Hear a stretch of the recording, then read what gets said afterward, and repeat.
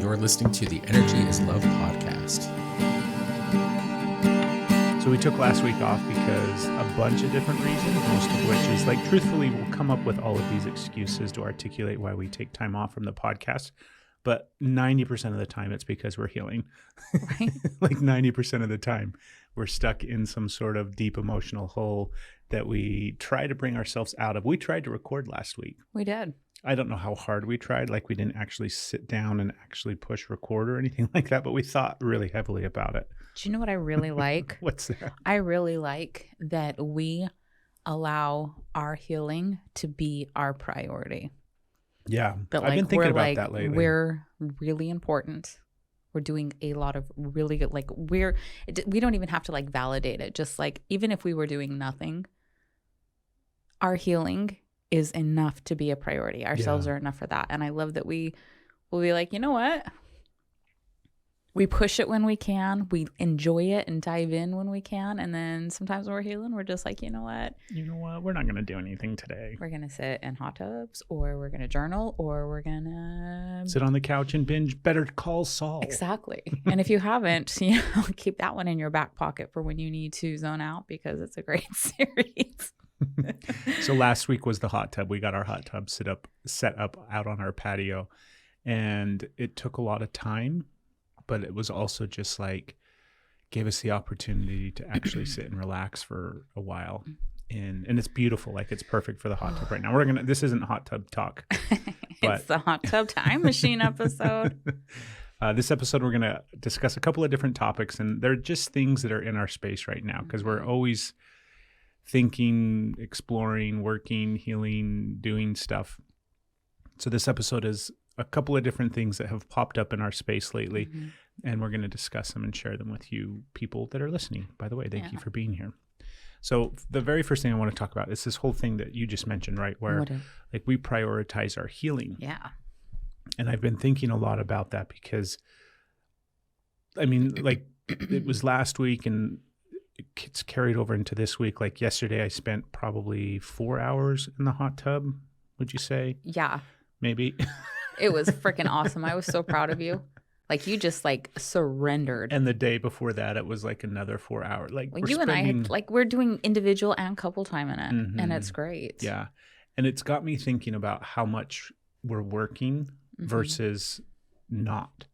And it's got, like we talked about this a little bit too on the tub, right? Because the way that our backyard is set up is it's surrounded by trees. So imagine a nice enclosed patio with windows all around it, that the view is just forest, right? It's just trees. So it's really peaceful and relaxing, where you can lay in the hot tub and then you can hear all the sounds of nature outside the windows. We open up the windows, we get the cool breeze. It's amazing. It's pretty great. And I'm laying there and I'm realizing that like the hunter-gatherer life that we came from, that we all have basically, instinctually buried into our DNAs, because we've spent more time as the hunter and gatherer than we have as these weird monkeys that drive cars and things.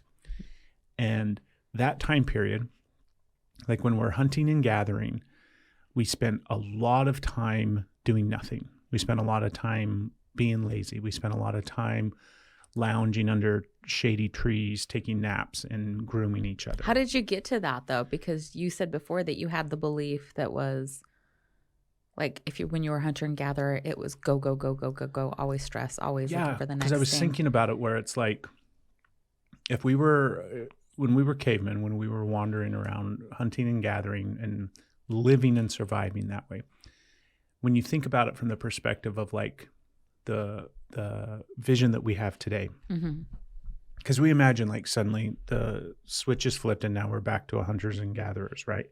Right now it would be chaotic. It would be so many hard. of us aren't. It would be so difficult prepared for for us that at this point, right? Some people would be like, "Oh, this is my space, this is my era," but yeah, the majority of the planet's going to have a hard time. Where suddenly it's like from sunup to sundown, you're fighting for survival. You're looking for food. You're looking for water. You're looking for a safe place to sleep. Yeah. You're protecting your environment, your territory.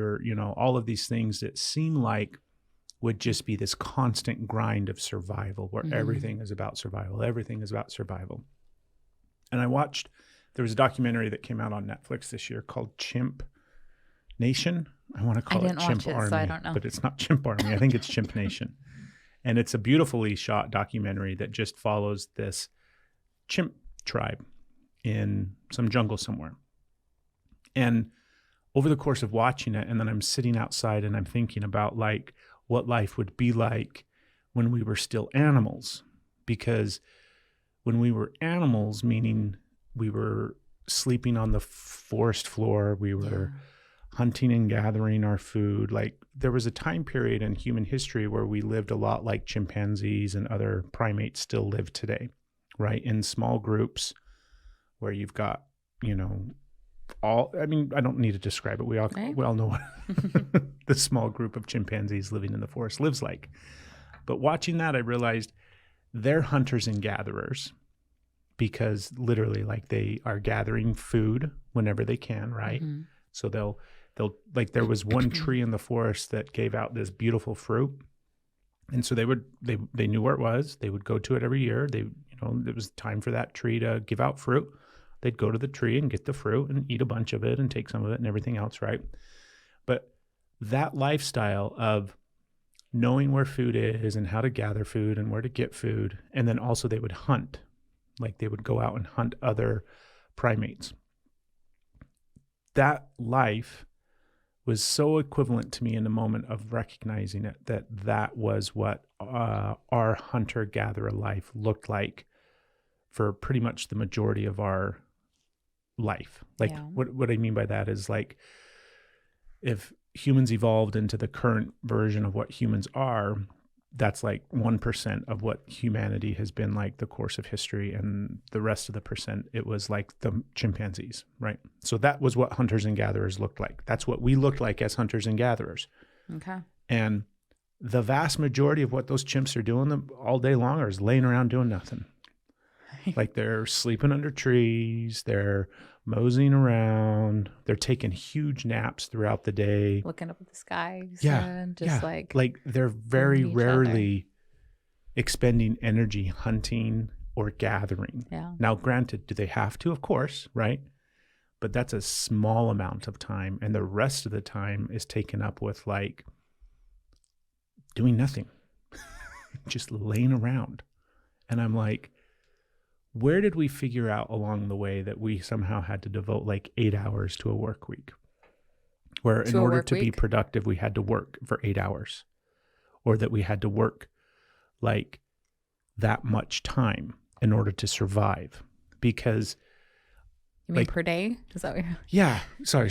I was like, that's, we're 8 hour work week's pretty cool. I don't know if I'm going to be able to get this entire thought out. You can do it. It's kind of weird, right? It's cool. But the thought of like, okay, when we were hunters and gatherers, we probably had to work all the time to survive, and it was just super stressful and super chaotic. Not to mention the zombies. Right. That's how my brain sees it. And then I'm like, those monkeys didn't look very stressed. Yeah. Those monkeys looked pretty chill. Now, were there heightened moments of stress and, chaos? Absolutely. But then like immediately they would go back to just sleeping under a tree. That's really cool. Like a lot of the documentaries that I've seen, just not focusing on that, but they're always focusing on the hustle, the grind, the stress. It's always they're looking for food or they're going to die. Food or death. Food, death, fighting. That's what the whole thing is. It doesn't really show the grazing, the calm. It's even like they're portraying it as it is always chaos, always stress. So the fact that you saw one where it's really showing the fact that they relax. Well, they still recharge. had all the chaos and all the stress, right? Yeah, but it wasn't from sunup to sundown. And sometimes sundown to sun up, it wasn't this whole 100%. This is how they're spending every moment of every second. Yeah. And that's like how it's portrayed. So when you're describing that, I'm like, I don't think I've seen one of those like that. Well, think about how often we've seen footage of chimpanzees. They're chilling. Do you know what I mean? They're just laying around doing nothing. Anyways, the whole point that it's got me thinking about is we're probably working too much. Yeah. And somebody along the way probably decided that that's how we needed to control people, was keep them busy with work. It's control, and it's also so like we're working so much because we're making money for other people that can then not work so much. Yeah. So they've got it because we're doing all the, so that's how it keeps like this whole cycle. That's one aspect of it, right? And So I didn't fully get to this is an ongoing thought that I've been kicking around because I'm thinking about lazy monkeys and I'm thinking about our recovery time that we give ourselves, especially when we're knee deep in really thick healing, right? When we're really diving into shadow and processing a lot of stuff, which has been like the last couple of years. But intensely for the last few weeks, we've been going through really heavy things. And we just stopped all productivity across the board with work and with different things that we are doing. So we just did the bare minimum so that the rest of the time we could just be in this recovery mode of trying to heal and process stuff. And then somehow in my head, I'm like, okay, we got to get out of this funk that we're in so that we can go back to the grind of starting to work more and be more productive. Otherwise, we're never going to be successful. And I'm like, okay, let me run this through my filter of how I want my life to look like. Do I want to work 8 to 9 to 10 to 12 hours every single day, quote unquote, to be successful?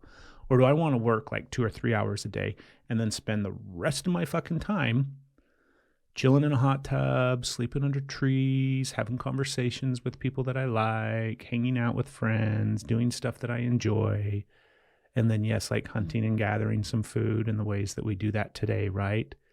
I don't think we need to expend as much time working. And I think that it's a misnomer. Like, I think the idea that we have to work harder, make more money, right? Be more successful, be more happy. And I'm all, what if we work less and we're more productive during the time periods that we do work, and the rest of the time we're actually enjoying this thing called life, right? So I think I'm going to kick around the idea of I'm only going to do 3 or 4 hours of work a day. That's it. And I'm going to look at that as being really productive. And I'm getting a lot of shit done. And I'm doing a lot of really good work. And then the rest of the time, I'm going to enjoy the life that we've created. And I'm not going to stress about I need to really be doing this other thing. No, I'm going to take on the mindset of a monkey chilling under a tree, just doing nothing the vast majority of the time as much as I can. And not shaming myself for that, but recognizing that that's how it's supposed to be. That's more in line with what my nature is, as opposed to this idea that I have to be working all the time in order to be productive, safe, and happy. Okay. What do you think? Well, I have some questions. First of all, I love it, right? There was and before I get into the questions, I'll share why I'm relating, just even with personal self-work, is I had just got done with, I'm kind of not feeling good, so my brain's foggy, so I'm doing my best here. But I had just finished this, this book, this really good book that I was reading that was helping me feel motivated. What was the name of the book? Gap in the Gain. And I do recommend that book. It was really good. Gap in the Gain? Gap and the Gain. Okay. So being in lack and being in abundance in a sense. And I was just really resonating, and it's changing my perspective. And it's just it's one of those things that I think if I would have read it, it's only been out for a couple of years, so it's okay. But if I'd have read it way back in the day, I don't this doesn't really apply. But being where I am now, I felt I was really able to apply it from the mindset that I was in. If I would have been in it would have been really hard to apply years ago, but I still would have benefited from reading it. You know what I mean? But this isn't about the book. The point of this book is give it a shot, read it, but the point of it is that I was really into it, and I was working the book, and I was steps, and I'm implementing things, and I'm noticing, I'm yeah, that's freaking awesome. I'm liking what's coming up, and it ties into not being so completely catastrophic and busy and punishing, and you have to do this. But I finished that, and I wasn't done. I'm I need more. I'm still in this learning, absorbing state, which is still a work state, because what we learn and absorb not only goes to our healing, but it also goes to our work, because we are constantly learning and educating ourselves and healing ourselves, which brings more to the table, not only for us and our families, but for the people that we work with and help. So we're never like, oh, we got all the answers, we're done. We're always learning. And so I was really in this really strong like absorption place. And I went for a podcast that was like giving me like more. And then after I'd finished that podcast and I learned this and finished that, and I was like, I need something else. I have to learn something else. And then immediately was like, oh, actually, I need to absorb this. And the difference is I would have ignored that feeling. And instead of allowing my brain to rest, to absorb, allowing my body to not be in this, very focused, very intake sensation, it was like, oh, no. I'm going to honor that and like allow it to be relaxed, allow it to be chill, allow everything to settle so I can absorb this. And it like helped me really absorb it. And in the past, I would be like, that's lazy. You're wasting your time. You're wasting it. Like you need to go learn, do. Like work, have to keep going, find something else or work on this, do this. I would have really criticized myself. And either I would have kept going until the point of burnout, or I would have already experienced burnout and then would have spiraled into complete frozenness that I would have then shamed myself for. So being able to recognize that and hear that and allowing that rest was crucial because I put in like enough, right? I had done enough. So I'm resonating so strong with this, but because where we're at now, we're entrepreneurs. We're in a sweet spot where we get to apply this. Yeah. And I'm thinking about, we weren't always entrepreneurs. We didn't always have the option to say, 3 hours is enough, right? Boss. I worked for the day. I'm out of here. Yeah, by the way, I still need, go to your boss's office and be like, I've had an epiphany. Right? I listened to this podcast where some dude was talking about sitting in a hot tub for 4 hours, and I've decided that's the life I want to live. That's what I'm going to do, which, by the way, go for it. Right? So basically, Chief, this is what I got to tell you. Right? I'm a monkey, and monkeys only work 3 hours a day. So I'm going to work from 8 to 9 in the morning, and then I'll be back around 1-ish. Maybe. to finish up my 2 hours. Yeah. So my point of that is I'm trying to look at, is this possible because of where we are now, or was this always possible, but I did not believe that it was possible? Because I'm still me. Entrepreneur me is still the same me that was hustle grind me. Yeah. No options. Like trying to figure out how to make ends meet, trying to like having to work, burning myself the fuck out, trying to make myself is, what's the word? No, I can't even think of it.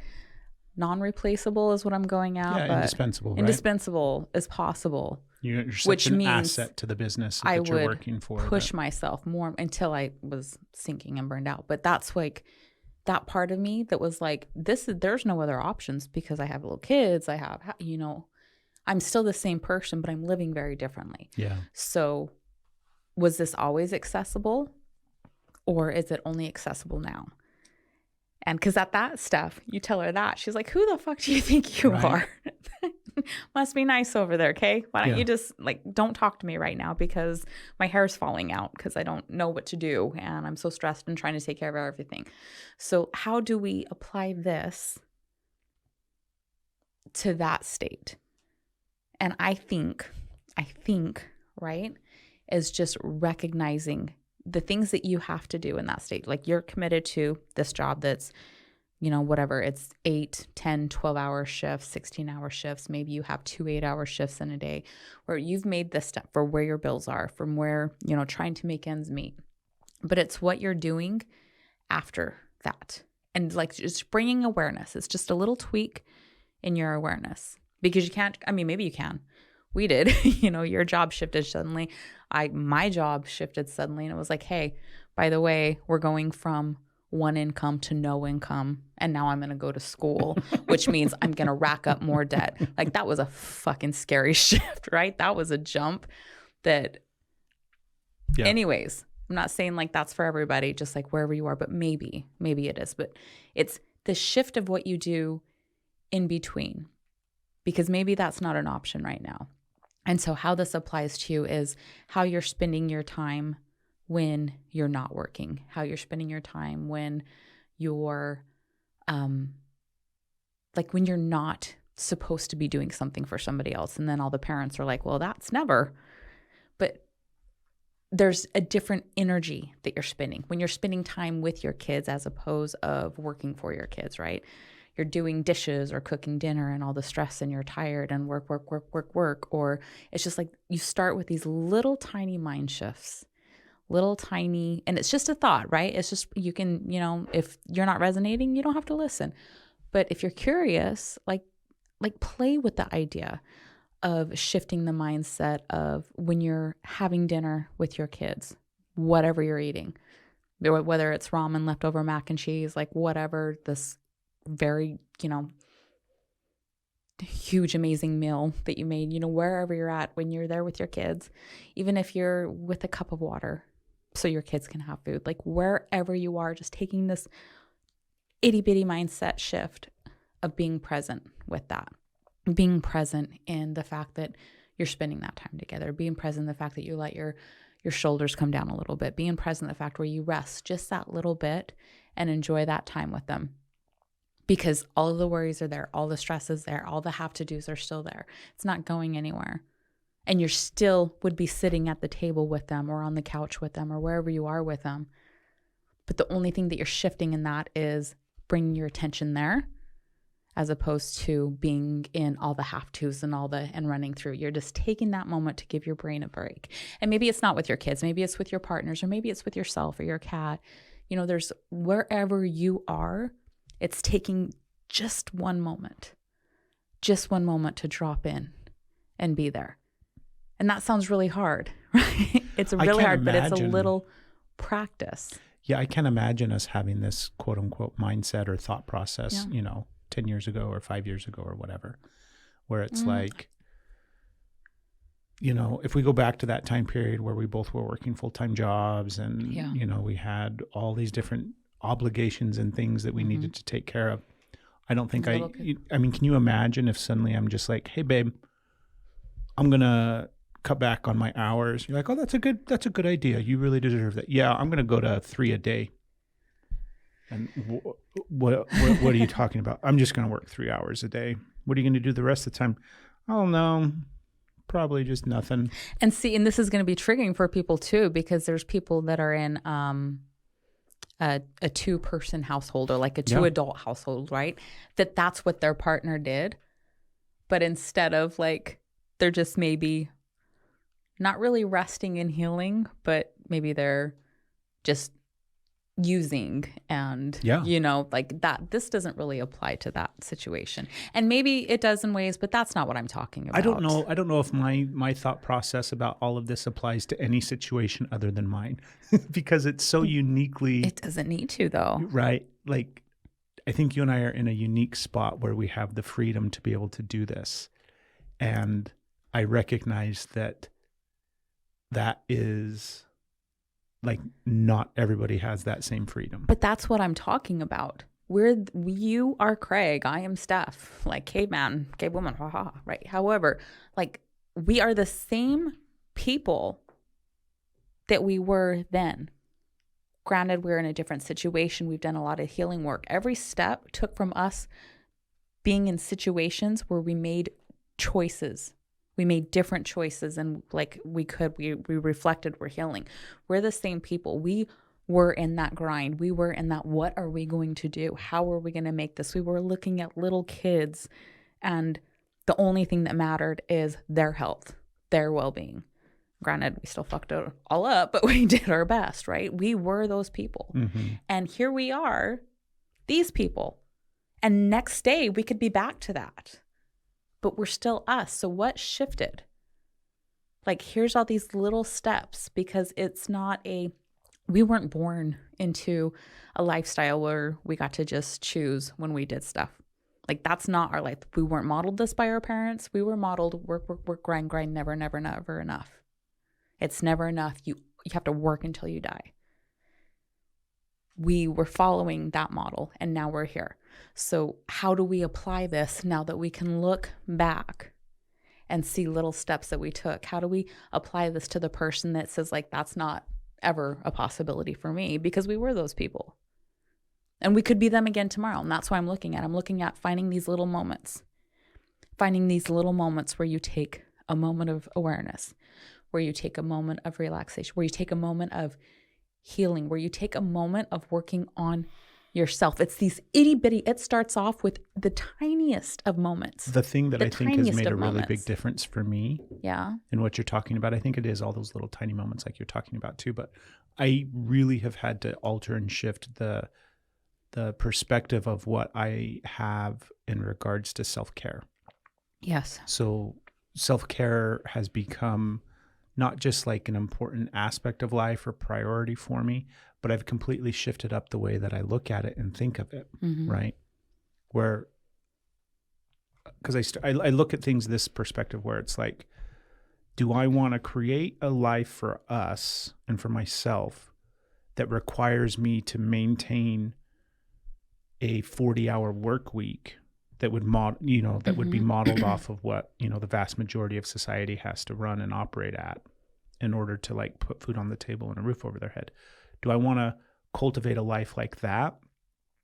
Or do I want to cultivate a life where I've got a 10 to 15 hour work week and then whatever the remaining time would be, right, of self-care and relaxation? Like, I would much rather devote the majority of my time to self-care. And self-care does look like 4 hours sitting in the hot tub, or it looks like prioritizing, outdoor activities. It's like everything that we do secondary, we should start doing those things primary, and then allow work to be the secondary or the third or the fourth thing that we worry about and do, and start structuring life around all of these other things. And I completely relate to like, that's not a doable thing when you are living from paycheck to paycheck. It's not a doable thing when you've got children. It's all of those things definitely apply. But I think like what you're saying is it's the small little steps that it starts changing your mindset. Because the other big thing that really allowed us to be able to step into this space more and more comfortably is the willingness to let go of things. Yeah. And I know that this is a big thing for us right now as well, where it's like, how much can we let go of? I know this is a big thing for me, is like, what am I willing to let go of, right? But I'm also recognizing like, we have a sweet little minivan that we've had for like 10 years. Yeah. That's got like 240,000 miles on it. A lot of things don't work right on it. It's coming into winter and the driver's side only blows air. Yeah. Air conditioner. Only blows cool air from the driver's side vents. It will not blow hot air. All of these things we let go of. Like when you ask yourself, what am I willing to let go of in order to get the life that I want? We let go of the idea that we have to have some perfectly nice brand new car. That van's paid off. Yeah. Right? It's a very, very low cost to maintain and keep up. Thanks to YouTube and a handyman. And you're the handyman. So we let go of the idea that we needed a brand new car. Exactly. We let go of the idea that we need all of these other things that quote unquote we might get or we might look at or we might do if we had those full-time jobs where we were making X number of money, right?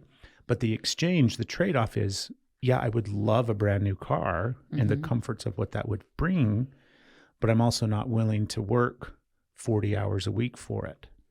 So then it's like, what does life actually look like and what's important in life? Is your self-care and your recovery and your rest and your, like, I really have started to embrace the idea that like, I don't think chimpanzees are running around with anxiety and depression. I don't think they're having midlife crises where they're like melting down about the programs that they were given when they were baby chimps and now they're trying to unpack all of their shadow work. Right. Maybe that's why they're all rested up so well, because they did the inner work. I don't think they're trying to recover from their familial traumas that were passed down to them.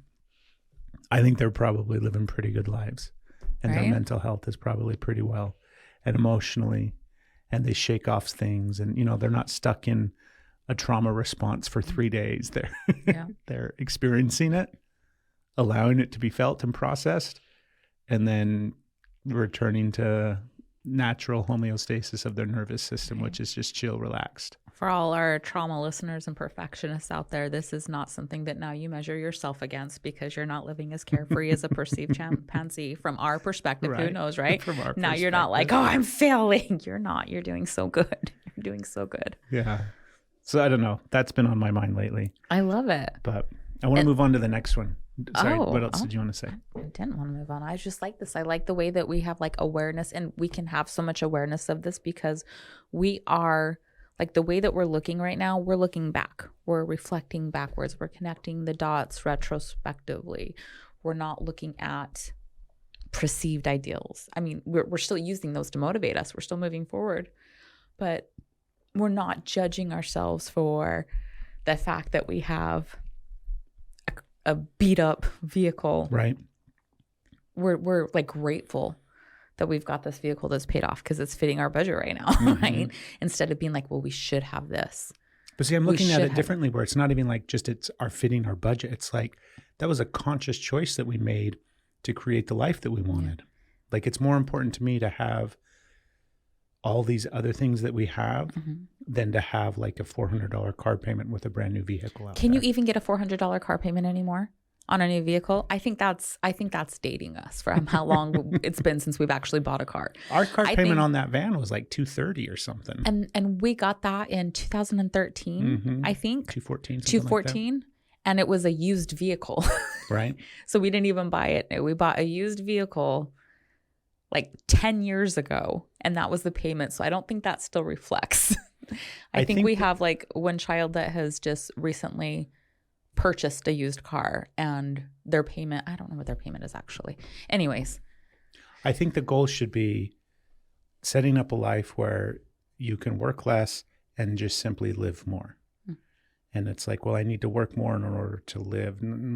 I don't think so. I think we need to work less and live more. What if like, is that your goal? What if it's setting up a life like that might resonate? What if it's maybe not everybody's an entrepreneur. Yeah. Like, not everybody wants to work for themselves. Not everybody. Some people have jobs that work for other people that they really like, or that they would like to do. This is the job that they would like to have. Yeah. So what would it look like if you allowed a smaller paycheck, maybe, right?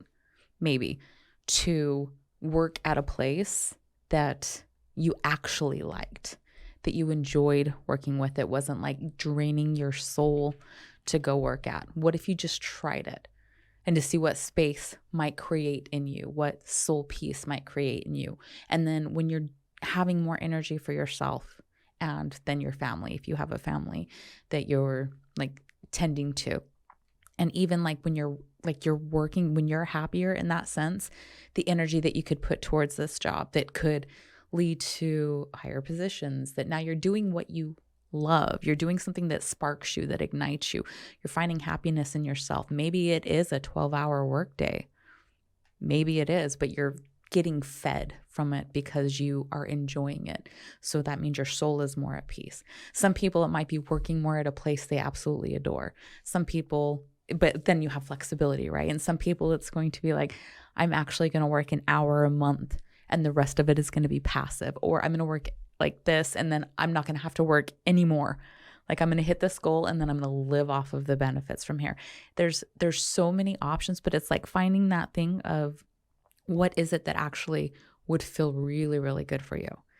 And it doesn't matter if it would feel good for anybody else, right? What would feel really, really good for you, and just breathe a tiniest amount of air into that. Yeah. Bring a tiniest amount of space and energy and get curious. And just get curious what it would be to step your toe just a little bit in that direction. You don't actually have to.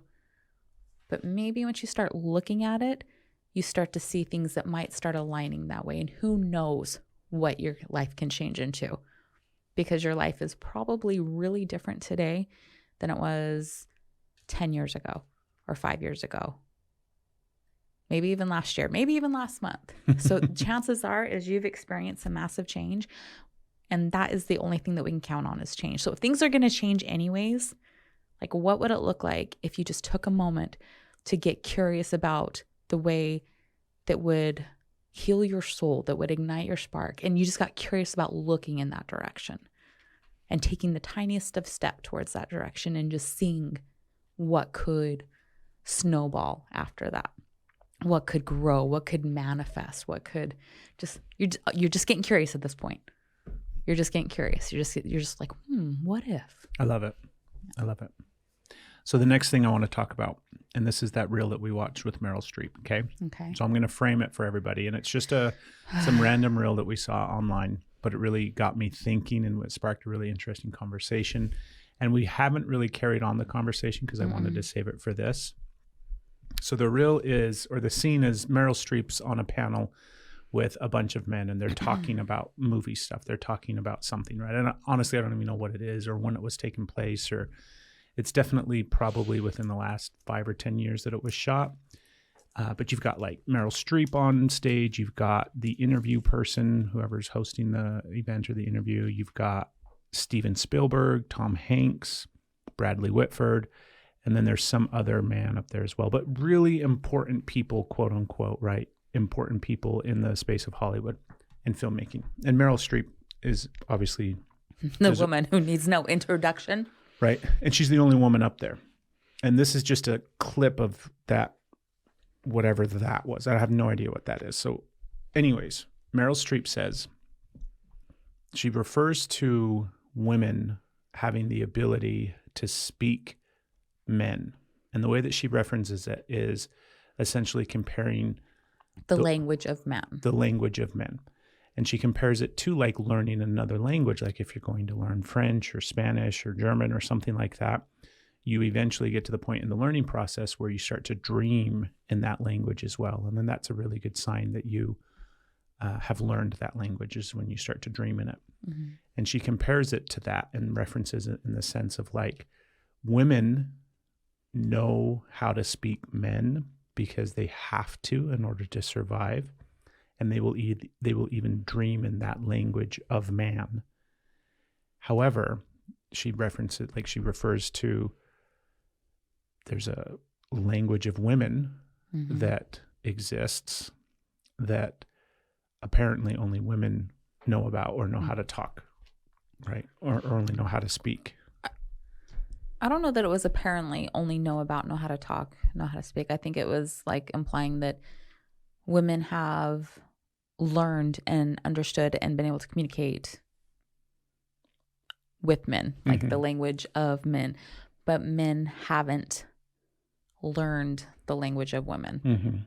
It's not like they don't know it's there. It's just a willingness. And she's not saying every woman, every man, but like for the broad stroke, a contextual of women speak men and men don't. They're not fluent in speaking women. They don't know how. They're definitely not dreaming on how to speak. They're not fluent in the language of women. Fluent in the language of women. I have to sneeze, but women are fluent in the language of men. Yes, that's what she had expressed in that. I don't think it's they're so loud. Bless you. They're So that's the real. Yeah. That's the and idea. some of them are unaware because that's a and different it really level got me of thinking awareness. of like, it's so funny because I have like a default mode in me that I know is totally like shitty jerky guy, right? Where immediately I'm just like, I know how to speak women. Like, you don't really understand what you're talking about. And I'm like, okay, slow down there. Obviously she's on to something because your immediate response is kind of defensive in my head, right? But the more I thought about it, I thought about the language of men that I speak and that I will consciously speak at times in order to move through society and move through masculine environments. And then I was like, that doesn't feel like my natural language. It doesn't feel like who I really am necessarily. It feels like I have to, quote unquote, speak that language in order to fit into this whatever, right, society. And then I have another language that I speak outside of that, and I can consciously put it on and off. But the other language that I'm speaking, I don't think is feminine. I'm not saying I'm speaking women or woman, but I'm speaking more natural in regards to like how I feel and, you know, more of like who I am in a sense. But I know that's not what she's talking about. So I want to hear from your perspective, what that brought up for you, what that feels like, also what it feels like looking at it through that lens of like knowing that you're kind of have the capacity to move in this world, but then there's this other world that feels more, I don't know, maybe it doesn't feel more aligned with who you are in a sense, or more. I'm curious, babe. What the fuck is this land of women where women talk and men don't understand, right? Like that's what it made me feel like. Okay. It made me, not in a bad way, but it made me think like women are having conversations. Were you feeling left out? It's not that I was feeling left out. It's that I was like, why aren't we privy to those conversations?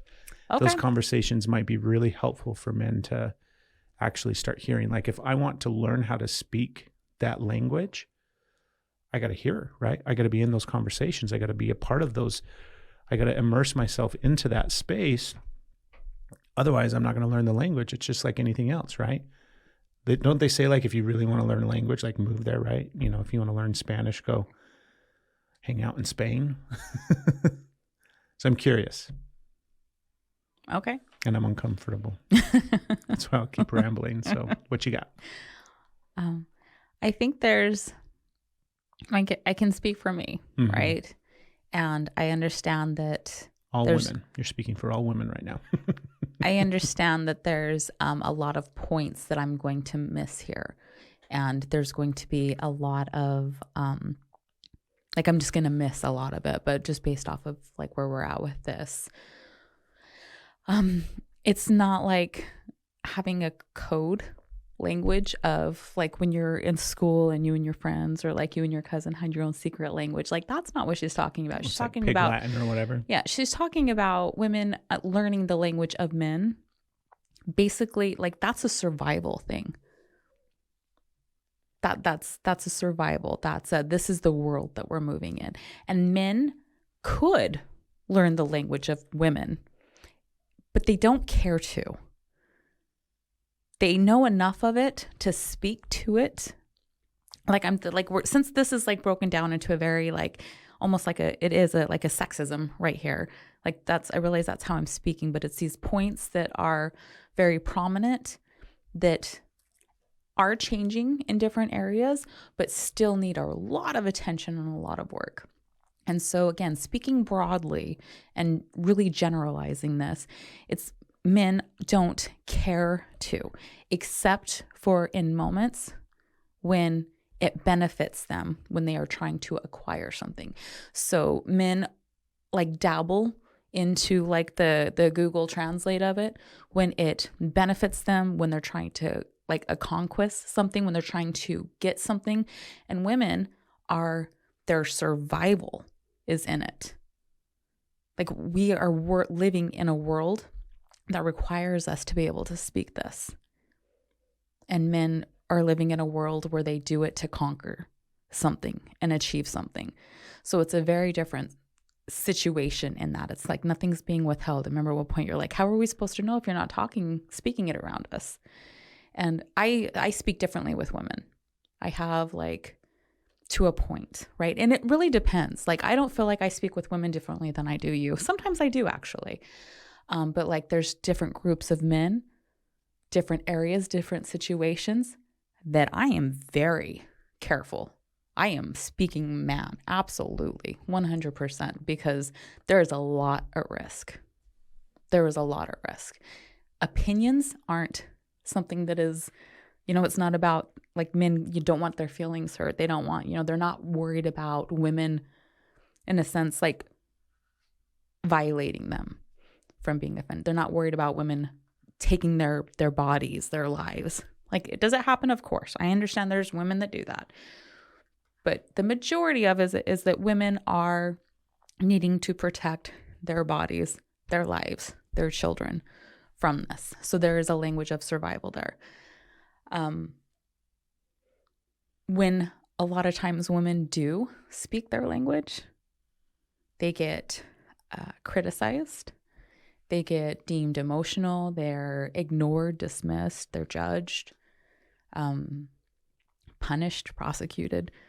So it's not something that and some women, you get Meryl Streep up there and she's going to like, maybe, but but it depends on where you're at in the world, who you're around. It's a survival thing.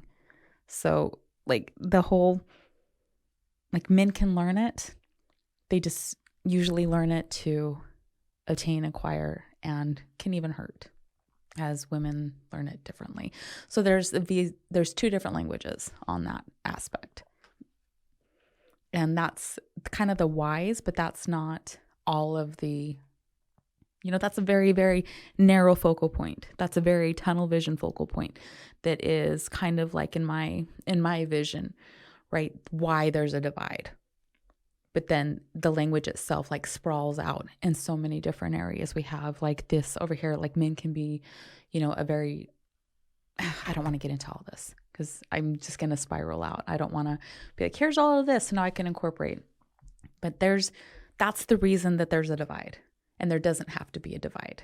This is a chosen divide, and women aren't choosing the divide. Women are surviving with the divide, working with the divide, and getting stronger, but they're working with it. The divide is been in place by men.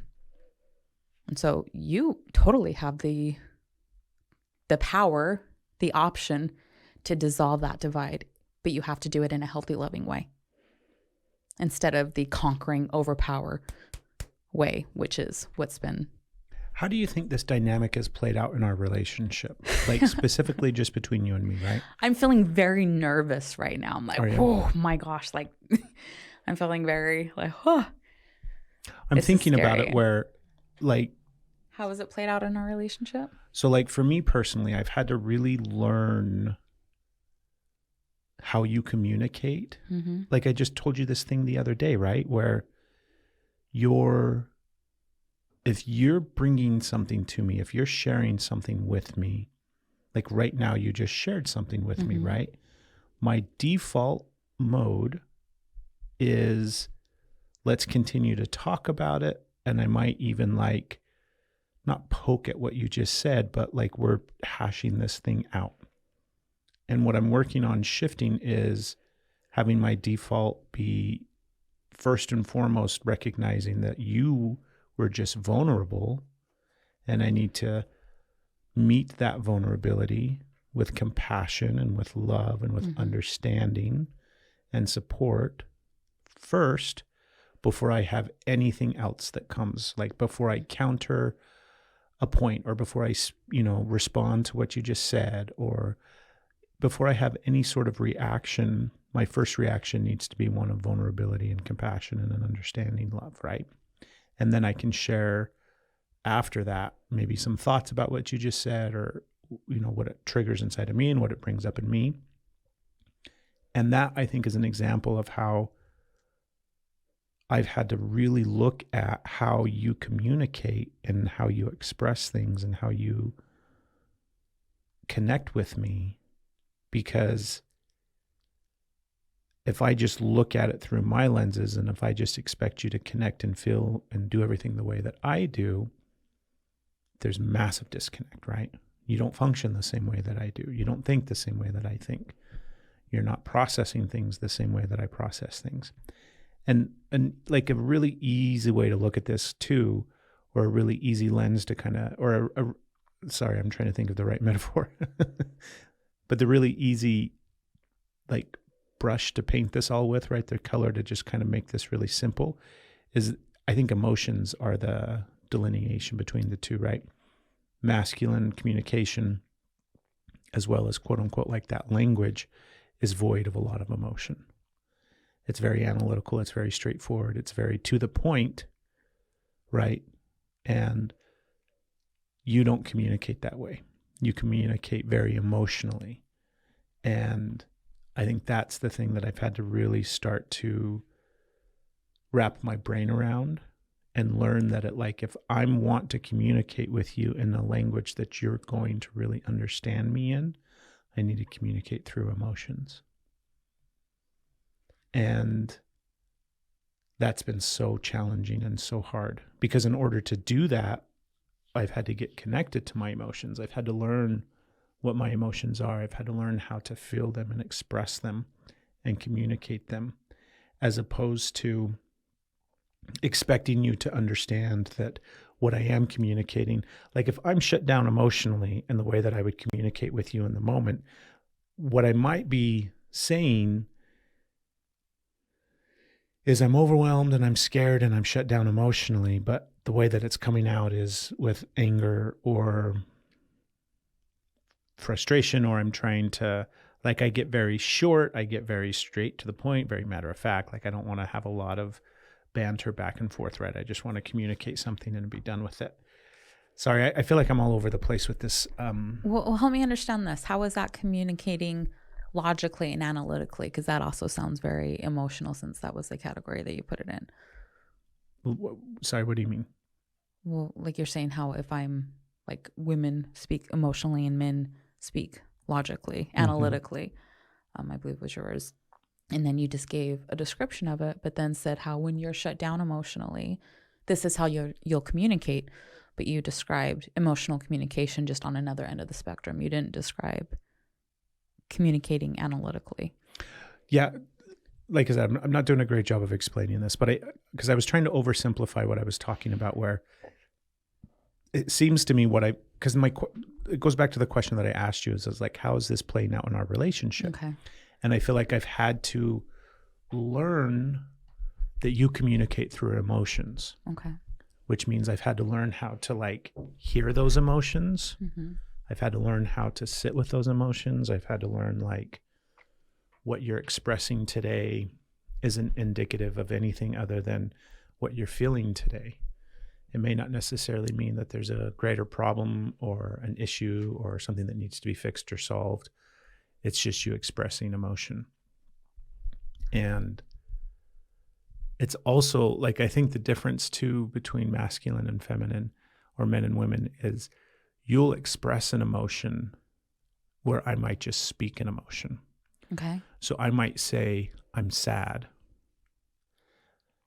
Whereas you might say, I'm sad, and then cry, and then get into the emotion more of like why you're sad and what it's bringing up for you and what you're feeling, and more tears and all the processing that comes through with that expression and that communication, as opposed to me just being like, I'm sad, showing no emotion, no tears, no continuing like, ongoing process of like, I think that from my man analytical brain is probably the really big designation between those two types of languages, masculine and feminine. It's emotion. Would that be would you agree with that? Because I think about us, right? I think that's what I've really had to do is get fluent in emotion. I think obviously emotion has a part of it, but that's also saying like men don't have emotions in a sense. Like it kind of sounded like that's where you're going, and I don't think that's true. I don't think it's true, but I think that that's what is programmed into us. Okay. So you think the root of it is emotion? Like, I mean, that's probably a part of it. That was an like, oversimplification. Well, no, right? it's, emotions are definitely a factor. Emotions are like obviously a factor, but there's so many different like communication. Let's see, I don't even know how to go here. Like, do you feel like you speak me? I do. Yeah. And I also like feel like I know like how to, I think like a lot of our hiccups are when I don't speak you. Because when I speak you, it's fine. But when I don't, then it's like there's, I don't know. And would that be you speaking man versus speaking woman? Mm-hmm. Like when I speak man to you, everything's fine. And then when I speak woman to you, you have a hard time with that. Is that what you're saying in a sense? No, that's not. Maybe I misunderstood you there.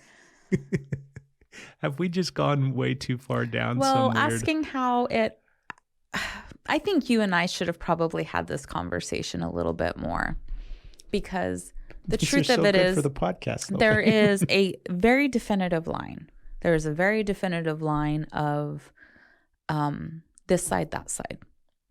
And it does not, Like the definitive line is an imaginary line, okay? It doesn't mean this can't cross here and this can't cross there.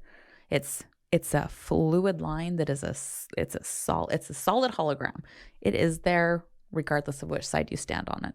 The majority of it is, the split of it is very binary. And so the fact that it is there and it is solid, but you can move through it. So depending, it's not gender specific, even though it is gender prominent, I guess is the way to describe that. So just speaking with that, and there's so many different factors that come through, and women can speak men so well because most of the time we have to just listen to the men and don't get heard. And men, like, again, generally don't speak women as well because most of the time men are talking and being heard and not listening. And if they spent more time listening and just hearing, they would understand a lot more instead of reacting to it or coming over top of it or needing to alter and change. Just listen. But like that's one perspective. I'm sure if we had a panel of women here, we would have a panel of different perspectives. I feel like we would unite when a lot of them, but you're going to get like, oh, there's this piece, and I'm just one. And I'm feeling afraid right now. And I'm noticing how, because of our relationship, like how much I'm actually saying. If I was sitting here with, I don't know, I guess I don't really need to like spin off in those things, but it is bringing up a lot in me. And there is part of it that my head's kind of going, you're not hearing it though. You're not hearing. You're thinking about how you're supposed to act and react, and just listen for a minute. And if I'm seeing that in you, then I guess, there's more listening that I can do with that. But there's, that's just some aspects of it. That's a line. That's something that we can all work on. Yes, women need to speak more. It's not always safe to do so, but sometimes it is. And men need to listen more and not shut down and degrade and belittle and categorize when women are speaking. So that's I guess my take on it. And again, this is a very like stark contrast here. This is a very like generalization of this conversation. I could sit here and say all the ways that like you're closer to the line or in the line, or maybe, you know what I mean? I can, like, so many people are in different levels of it and they spend time. Sometimes you are straight dude, like straight hardcore dude. Sometimes I think I'm hardcore dude. Sometimes I'm like, yeah, but it's all over, and people get to move, but you get to choose. And there's times like you are closer to the line now than you are when I met you. And I think you see that too.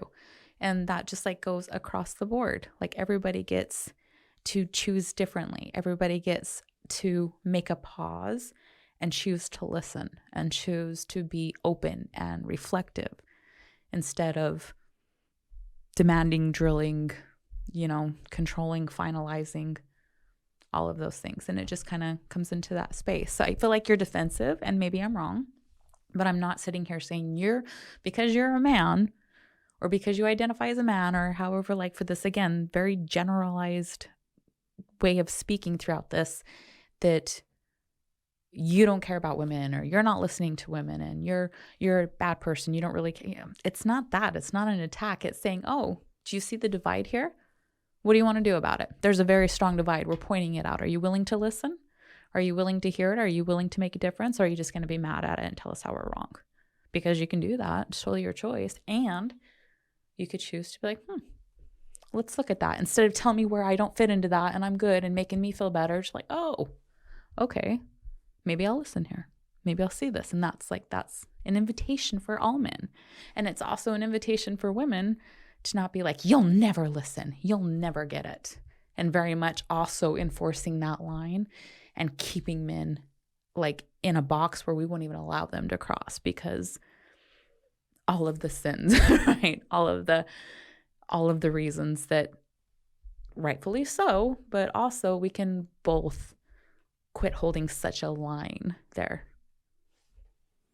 I like your distinction of like, just listen.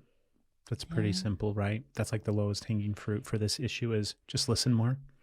And like, I'm definitely defensive. I told you that from the get-go, where like listening to the clip, I'm like, wait a minute. Nuh-uh. Like I want to get in an argument with Meryl Streep. I don't, obviously, right? But I can recognize that thing that's coming up inside of me. And it makes me really think too, everything that you just said really brought up, it makes me think about how massive oversimplification, right?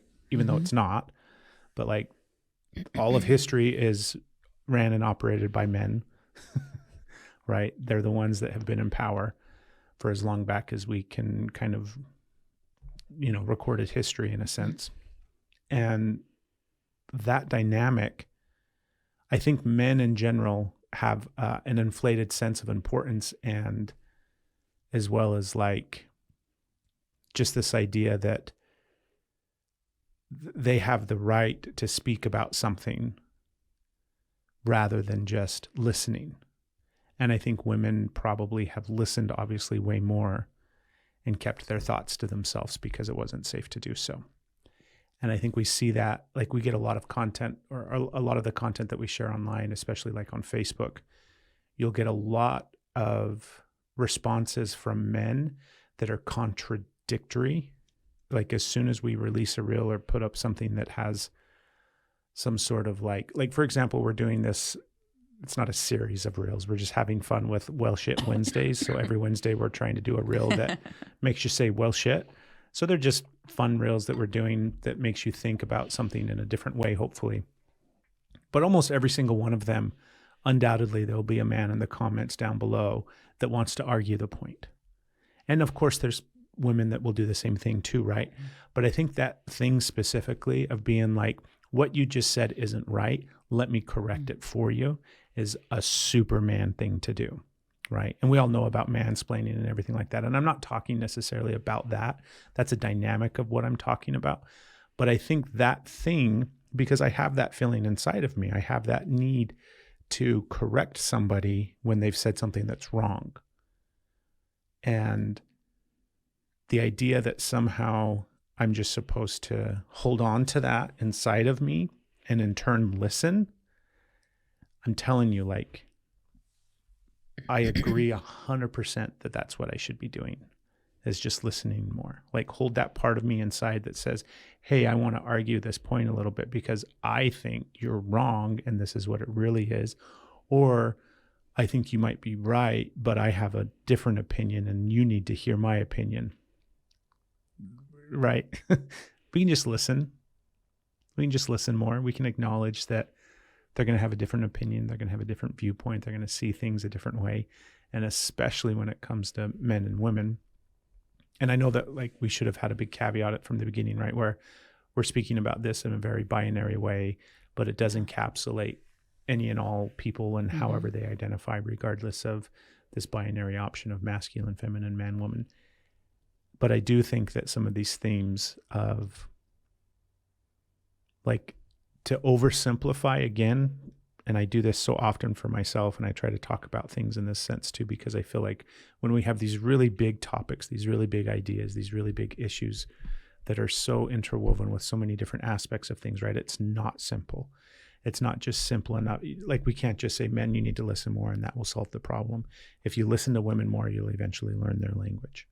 You will eventually, right? But there's so much more involved with it. But I do think it's a great place to start. I think just listening more is a great place to start.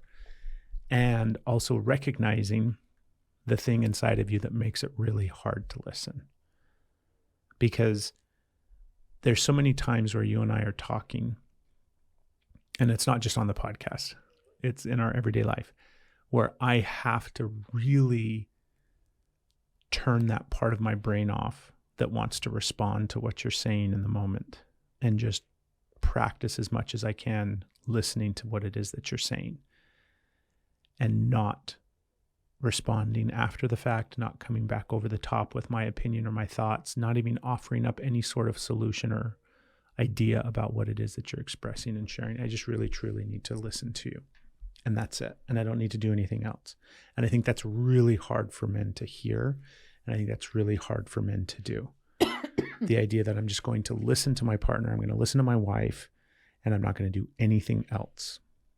That feels like it feels unloving. It feels like I'm doing the opposite of what I should be doing.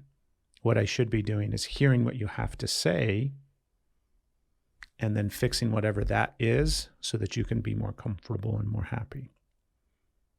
And I've learned over the course of our relationship that I just need to listen. I don't need to fix anything. I don't need to do anything about it. But what that has required me to do is to then sit with the part of me inside that's like, I got to fix this. I got to fix this. I got to fix this. Because that's another component of it too, where I think we're programmed as men that that's our role and our responsibility, right? If men are in charge of the world, in some ways, the base programming that men are downloaded with is that's a massive responsibility, right? You're responsible for the sake of the world. You're responsible for your family. You're responsible for the safety, the security, all these kind of different things. And so it's like the lens that I hear things through is through the lens of problem, solution, problem, solution. Solutions are my responsibility. So bring me your problems and I'll give you a solution for those things. And that dynamic, like, just needs to go away. It doesn't need to change. It doesn't need to flip where suddenly women are, the problem solvers, even though, anybody can solve a problem. I think the important part is we just need to listen more. And the act of listening is the solution. It's not, I need to come up with a solution after I listen. No, the solution is listening. That is the answer. That is doing something. That is solving the problem. Just listen. That's it. And really listen, of course, right? I'm not just saying like, yeah, honey, I'm listening. No, you've got to like totally get in there and actively listen and hear, right? That, I think, is one of the biggest things that's helped us and has helped this dynamic of us communicating just differently, whether it's through this lens of man speak and woman speak or whatever it is, right? I think just by and large, it's being able to communicate with each other better has required a new level of listening. What does it feel like? I'm really curious what it feels like for you to just listen to me. Do you have that same thing in your belly that says, I have to fix this? Or is it much different? Like, can you just actually listen without having to fight that thing that says, solve this problem, solve this problem, solve this problem? Before I answer that, okay, like, I spoke in a very, I commented, a very generalized way. And I was directing it more towards the extremes. Mm-hmm. I mentioned like being closer to the line, how it's a fluid line. And what you just did there was such a beautiful way that I don't want to like push past of describing what it's like to be close to the line and how it feels for you inside. And like, this is where like you're working against, again, the emotions, because men very much are ruled by their emotions just as much. It just looks different and it's hidden more, but it's still that factor of what it feels like for you to listen and to not fix and to not, yeah, this is what I'm going to do. Feels like you are being unloving. Feels like you're like hanging me out to dry and being out there. So like bringing awareness to that and how much work it takes to be able to sit with that. And when we think about things like everybody is, I'm just trying to help. I'm just trying to help. I'm just trying to love. And we're thinking that what we're doing for other people is best for other people. And I think that is, anybody that is close to the line experiences that. And that is such a really, really big deal and a really strong thing to look at, because of course, toxicity, and I did generalize it and mention, I was generalizing toxicity, but you're like, hey, let's talk closer to the line of this. And it is about, I feel like I am not being loving. It's like tearing me up in my belly. Like sometimes you're just being a shit, but you feel like you need to like save me. You feel like you need to come in and protect me. You want to like help. You want to like show me how loving you are, but not just because you're like, hey, look at me. You're like, I love you. I'm going to make this better. And to have awareness of that and to like help there be like this grace. Everybody's working and trying to figure this out and relearning what it is to actually love somebody. Not saying that you don't actually love me, but I mean healthy ways to like navigate those. Sometimes I want you to help. Sometimes I'm like, help, you know, but those are those conversations that we talk about. Are we problem solving? Are we looking for solutions? Am I just listening? You know, just how we have those, how they help in that situation. So learning that you don't have to try and decide. You can hear me what I need. Am I looking for problem solving? Am I looking for just to be heard in that space? And working against how you feel you're loving me. And that's a very important thing to bring awareness to. As all the, like, that's probably the part of you that feels more defensive, not the toxic sides that are feeling like, no, you should just hear me. Like, what are we going to do in a zombie apocalypse? I just shut up and listen to you, right? But like, I think that's where your defensive is because that's closer to your heart. And that's what you're trying to do is love. And you're like, hey, no, like this is love. And it is, but it's not always the kind of love that is needed. And sometimes that just creates like walls. And I see that so clearly because you asked me, does it feel like that for you? I mean, I'm ready to rage war if somebody looks at you wrong. You know, yes, I have to struggle with that a lot. And it is something that I still struggle with. I've gotten much better at it. But of course, I want to come in and fix things for you. Of course, like I can totally relate to that. I totally bring out, I'm like we know how to speak man for a reason. I'm curious, do you think that thing that we're talking about right now, that dynamic of, you know, wanting to problem solve for people that you love or that you care about, do you think that is man language? Do you think that is something specific to men? No, I know I said that. Women have just learned because they know how to speak that language?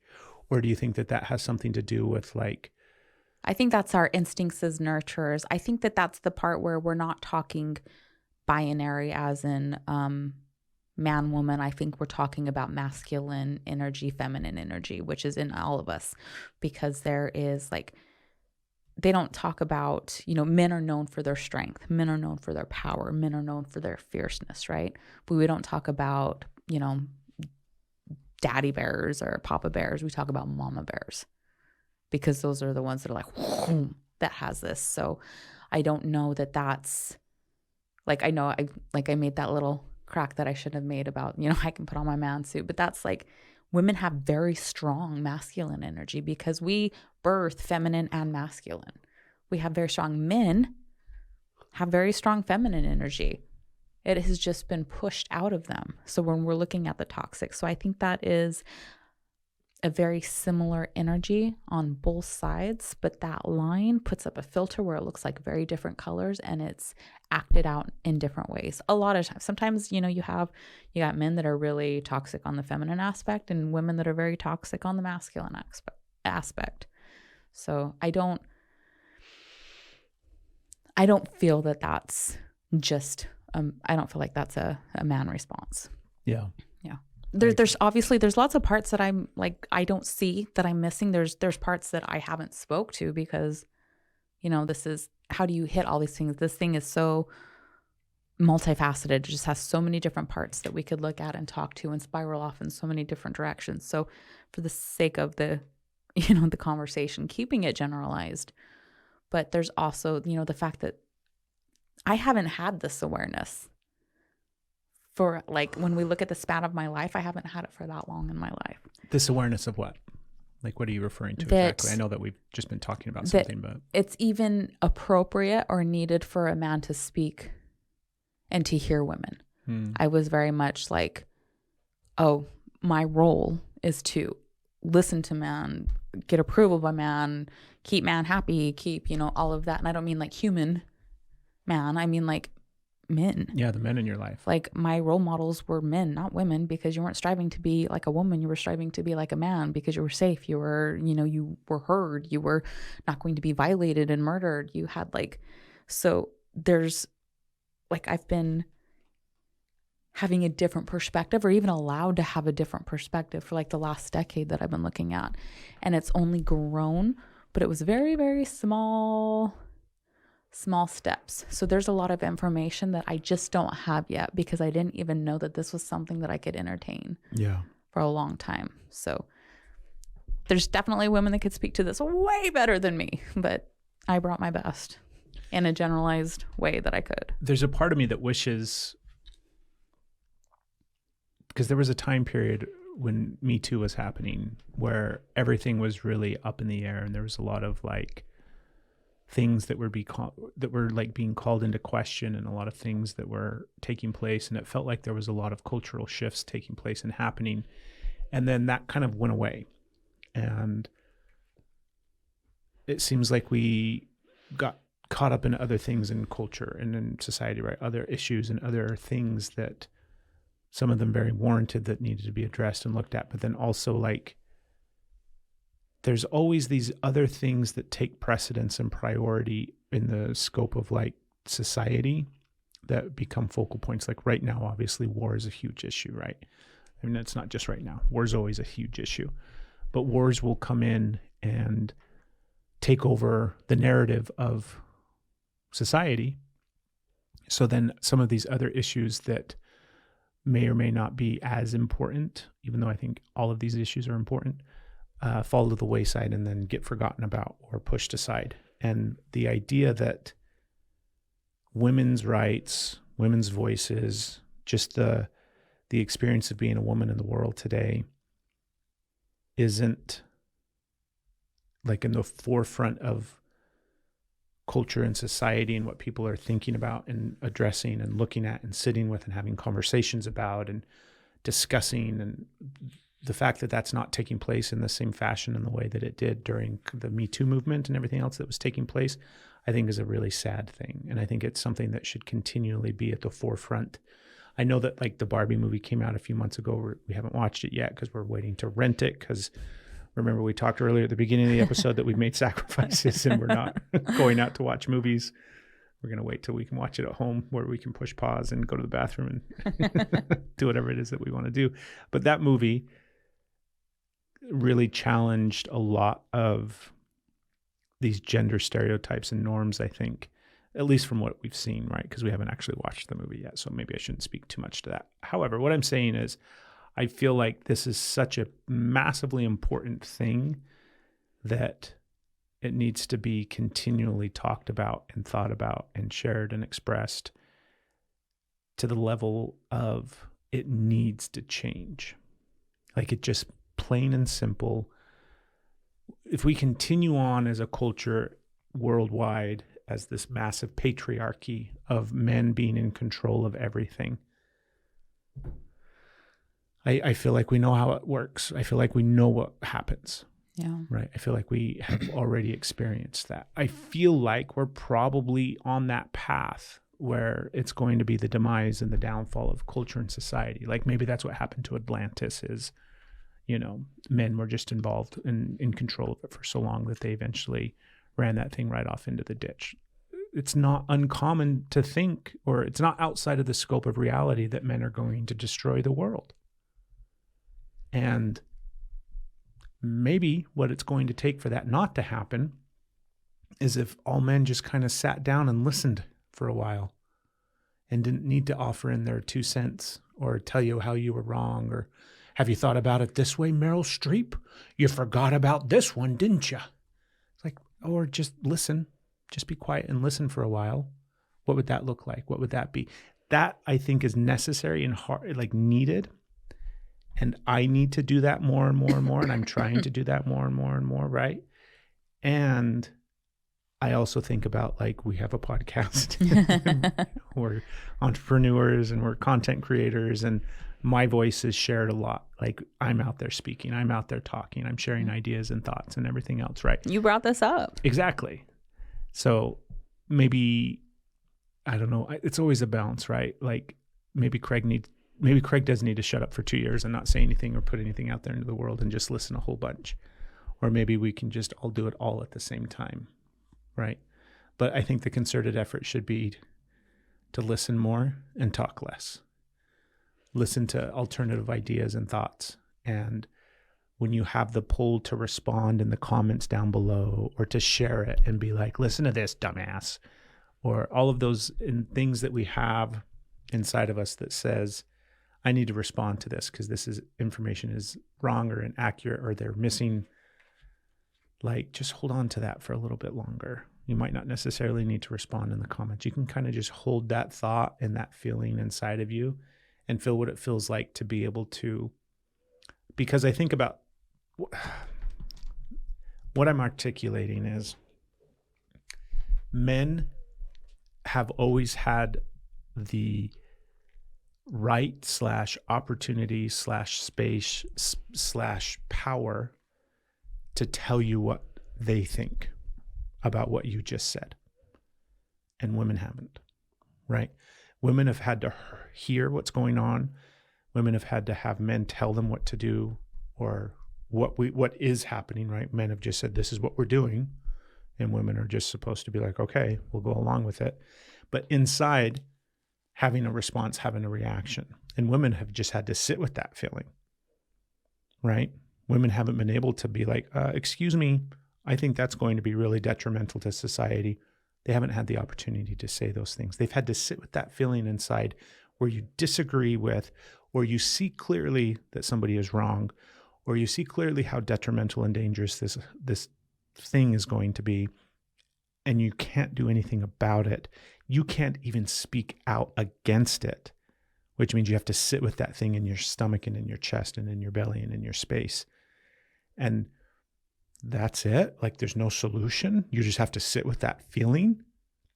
I think it would be beneficial for some men to sit with that feeling and not be able to do anything about it.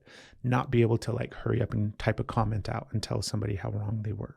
Not be able to, thumbs down that post or whatever it is. Instead, just being able to have to like sit with that feeling inside of your belly. See what that fucking does to you for a while. I imagine it's probably going to make you pretty bitter and angry. It's going to make you, at some point, I don't know, I'm on a rant, but less talking, more listening, and like keep your opinions to yourself. That's what I think men need to do. And we need a woman president next year, 2024. Anyways. I want to just like add one more thing because it was super important. I got so scared, babe.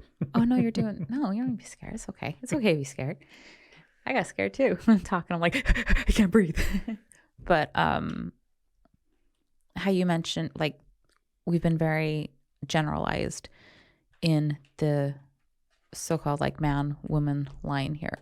But this has, we talked about being closer, like, but there's also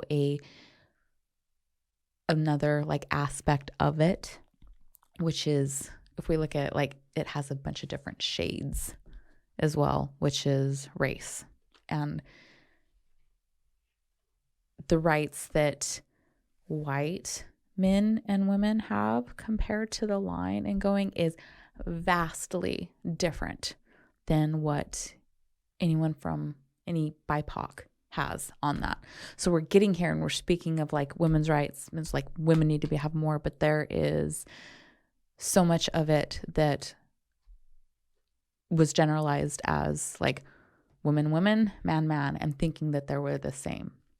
And they're not, because of how they've been treated. And like, there's so much that I learned that I didn't know. And that's the, my whiteness is showing. I didn't know. I didn't have to know. And that's really sad. It's really sad. But trying to learn on that, like that, women fighting for their rights, fighting for their voice, and how it is different with different groups of women, and how I thought it was like, oh, like here, be safe, like fighting for the rights of our body. And then white women aren't being sterilized. White women aren't being, having these things happen. White women have more, like, as where women do not get listened to in the medical field.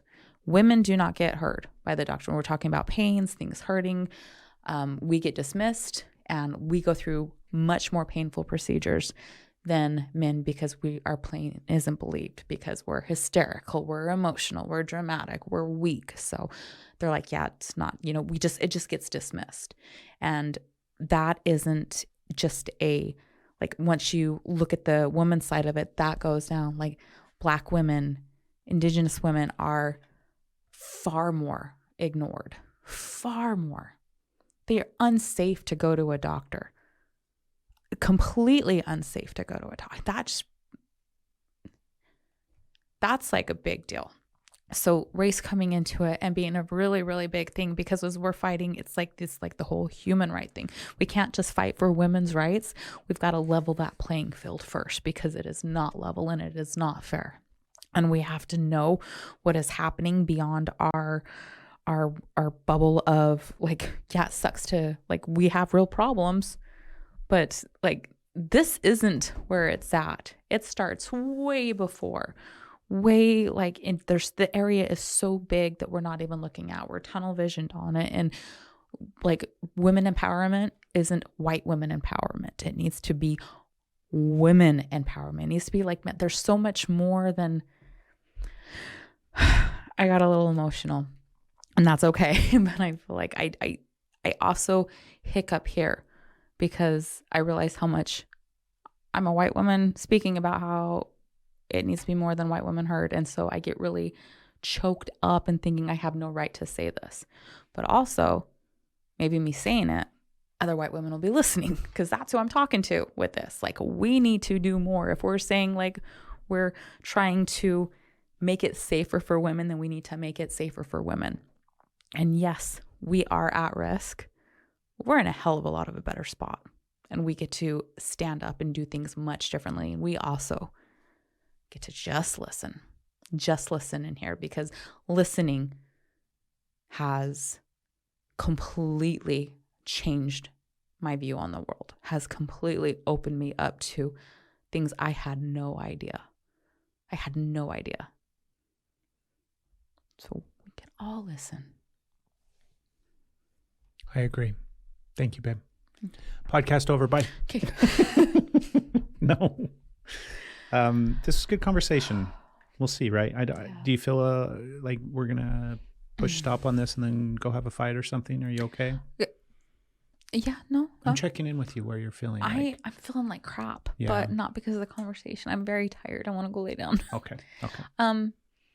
Also, I guess I am kind of like, let's get out of the conversation a little bit. It's an uncomfortable conversation, right? Yeah, I don't feel like we're gonna fight. I hope that we've just like opened up more of a conversation for each other, which is usually what happens. Yeah. Maybe not right away. Do you try to listen to me more? I am in an interesting spot.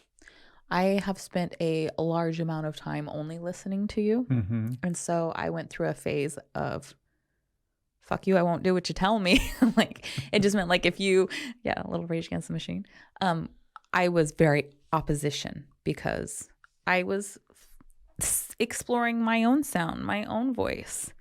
And I feel like that is now balancing out to where now I'm listening. I'm still speaking, and sometimes very abruptly, but I have now, like, a pendulum swung from I'm listening to only you to I'm listening to only me to like, oh, I'm listening to my inner me, and I'm hearing what you have to say. And I'm also hearing when I'm gonna listen to me. So I feel like I'm finding that healthy balance. This really makes me, because there was another topic that we were going to get to on this episode, and we're not now because we got to wrap up, but maybe we'll talk about it next week. And it's leading right into this, what you're just talking about, of like, I used to listen to you all the time, like you would defer to me, right? Mm-hmm.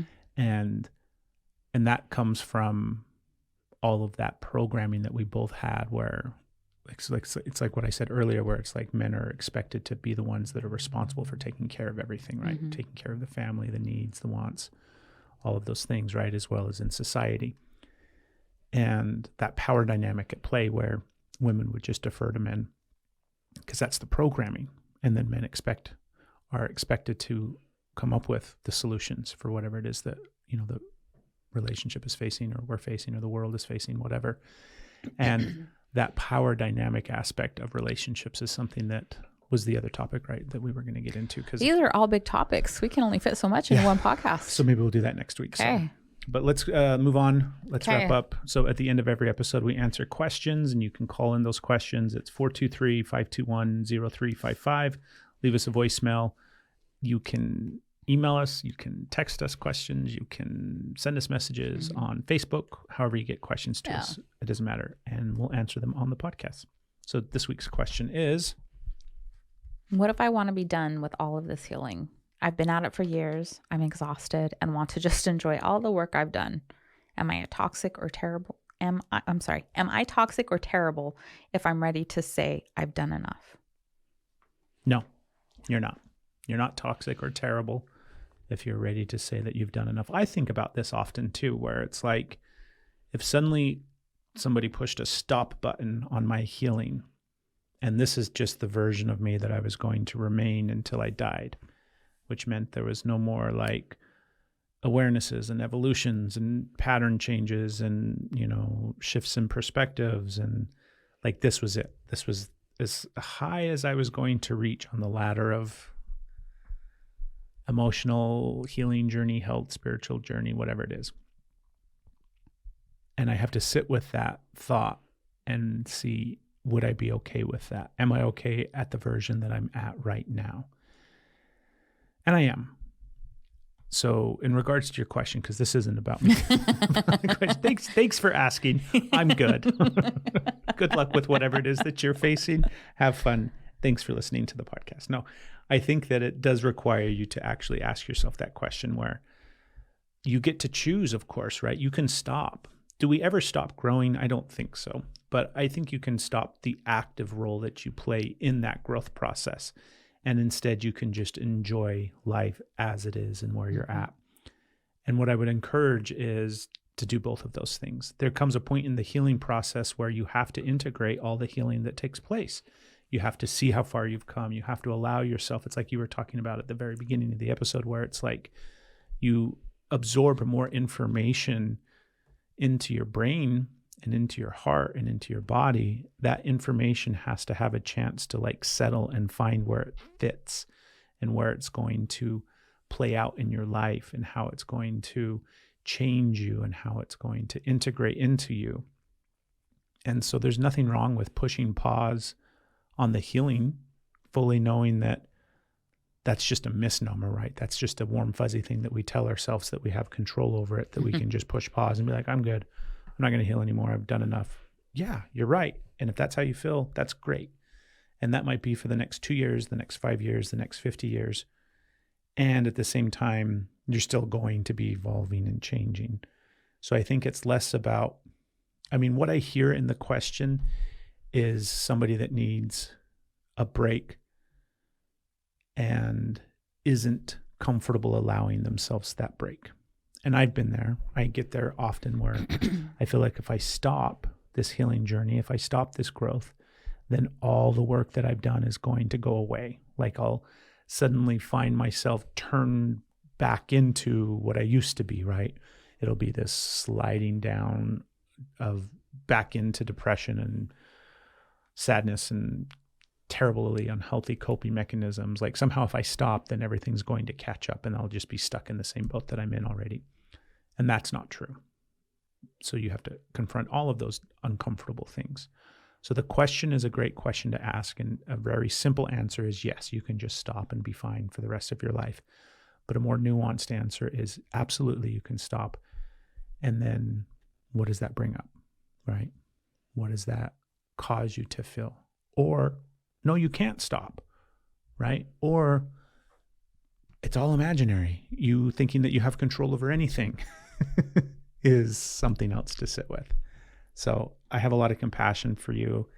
And I think, again, the undertone for me from that question is give yourself permission to take a break and give yourself a permission to slow down and really integrate what it is that you've learned and what you've healed and what you've processed, and allow yourself to like be the new version that you are.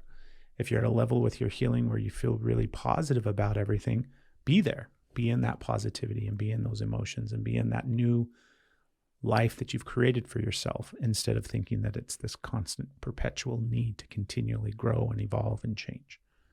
Yeah, those are my thoughts. Do you want to add anything? Yeah. No, I just like love how you worded it and how you expressed all that. Like the only spin that I would add, or I guess my spin that I would add, is that if that's what you're feeling right now, you're like when do I get to enjoy this? Like, am I toxic? Am I terrible if I want to be done? And you said that perfectly, no. And if you're feeling that, I think it's beneficial for you to just agree, no, hear me out, to be done. Be done. And let's like follow this along. So you've done all of this work. You've been working so hard. You recognize how much you've actually accomplished, and you want to be able to enjoy it. That is a very, very healthy response. That shows how much work you've actually done, that you're like, hey, like I definitely want to take time to acknowledge myself and like enjoy all the work I've done. Absolutely. That's the integration. That's acknowledging, that's showing like you're recognizing what you've achieved. You're celebrating what you've accomplished. That is healthy. That is such a healthy thing. And allowing yourself to put it down and realize that, yeah, I'm integrating, but just not being fixed and being like, I will never pick it up again, and making that your like never, like making that your new goal. Just like, this takes as long as it takes. Maybe you need to integrate for a month and you're like, okay. And then something will spark and you're ready to dive into that. Maybe it'll be a year. Maybe you're integrating for the rest of your life. Maybe you've done so much work. It doesn't mean that you're healed, right? Everybody's all like, I can hit this point, but maybe the healthy choice for you is the fact that you integrate and you really allow it to absorb, and you practice everything that you have learned and that you've healed for the rest of your life. And maybe at some point you're going to be ready to pick it back up, but you're allowing yourself that change. You're allowing yourself that freedom, and you are listening to yourself and your inner authority of what you need. And that is so healthy. So absolutely, be done, allow yourself to be done. And then if it comes back around where you are ready to dive in, allow yourself to change your mind and dive in, and allow yourself to go for it. Thank you for the question, everybody. Or not everybody, the person that wrote in the question. And who did you say it was? Was it Maggie? From Maggie. Thank you, Maggie. Thank you, Maggie, for the question. Everybody else, thank you for staying with us this entire episode. Yeah. And we would love to hear your thoughts. We think of these conversations that we have on the podcast as kind of like an actual conversation with you out there listening. And so we would love to hear your feedback and your thoughts. You can tell us what you think by going to energyaslove.love and send us a message there. Also wherever else, right? Yeah. Next week, we're going to talk about power dynamics. Okay. So get ready for that one, baby. I'll be ready. So hopefully the cold will be gone. Right, your cold will be gone. So thank you, everybody. We'll see you soon.